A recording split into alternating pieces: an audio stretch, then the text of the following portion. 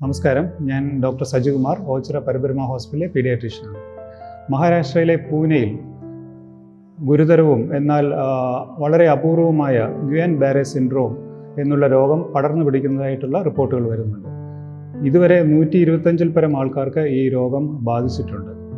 കാമ്പൈലോബാക്ടർ ജെജിനെ എന്ന ഭക്ഷ്യജന്യ രോഗങ്ങളുമായി ബന്ധപ്പെട്ട ഒരു ബാക്ടീരിയയാണ് അവിടെ ഈ രോഗം ഉണ്ടാക്കുന്നതെന്നാണ് കണ്ടെത്തിയിട്ടുള്ളത്. കാമ്പൈലോബാക്ടർ ജെജിനെ അല്ലെങ്കിൽ അതുപോലെയുള്ള മറ്റ് അണുബാധകൾ നമ്മുടെ ശരീരത്തിൽ ഉണ്ടാകുമ്പോൾ നമ്മുടെ ശരീരം അതിനെതിരെ ആൻറ്റിബോഡികൾ ഉണ്ടാകുന്നു. അണുബാധ മാറിയാലും ഈ ആൻറ്റിബോഡികൾ നമ്മുടെ ശരീരത്തിൽ കുറേ കാലം തങ്ങി നിൽക്കും. കുറേ കാലം കഴിയുമ്പോൾ പ്രത്യേകിച്ച് ജോലിയൊന്നുമില്ലാതെ നമ്മുടെ ശരീരത്തിൽ അലഞ്ഞു നടക്കുന്ന ഈ ആൻറ്റിബോഡികൾ നമ്മുടെ ശരീരത്തിലെ കോശങ്ങളെ തന്നെ ആക്രമിക്കുന്നു.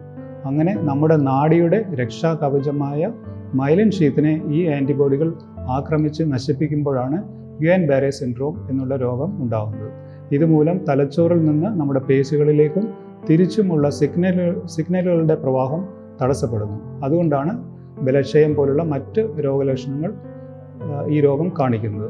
കൈകാലുകളിൽ തരിപ്പ്, ഇക്കിളിയെടുക്കുക, പടികൾ കയറാനോ നടക്കാനോ ഉള്ള ബുദ്ധിമുട്ട് എന്ന് തുടങ്ങിയ ചെറിയ ലക്ഷണങ്ങൾ തുടങ്ങി പൂർണ്ണമായ ബലക്ഷയം, ശ്വസിക്കാനുള്ള തടസ്സം, ശ്വസന പരാജയം, ആഹാരം വിഴുങ്ങാനുള്ള ബുദ്ധിമുട്ട് എന്നിവയിലേക്ക് ഈ രോഗം നയിക്കാം.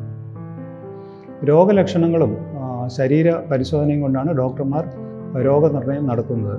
നട്ടെല്ലിൽ നിന്ന് കുത്തിയെടുക്കുന്ന തലച്ചോറിൻ്റെ ദ്രാവകത്തിൽ ചിലപ്പോൾ പ്രോട്ടീൻ്റെ അളവ് വളരെ കൂടുതലായി കാണപ്പെടാം. നാഡീവേഗത അളക്കാനുള്ള പരിശോധനകളും ആവശ്യമാണ്. പ്ലാസ്മ എക്സ്ചേഞ്ച് എന്ന പ്രക്രിയ വഴി ശരീരത്തിലെ ആൻറ്റിബോഡികളെ നീക്കം ചെയ്യുകയാണ് ചികിത്സ. ഇമ്മ്യൂണോഗ്ലോബുലിൻ കുത്തിവെപ്പെടുത്ത് ഈ ആൻറ്റിബോഡികളെ നിർവീര്യമാക്കാനും സാധിക്കും. ശ്വസന പരാജയം ഉള്ളവർക്ക് വെന്റിലേറ്ററിൻ്റെ ആവശ്യം വരാം.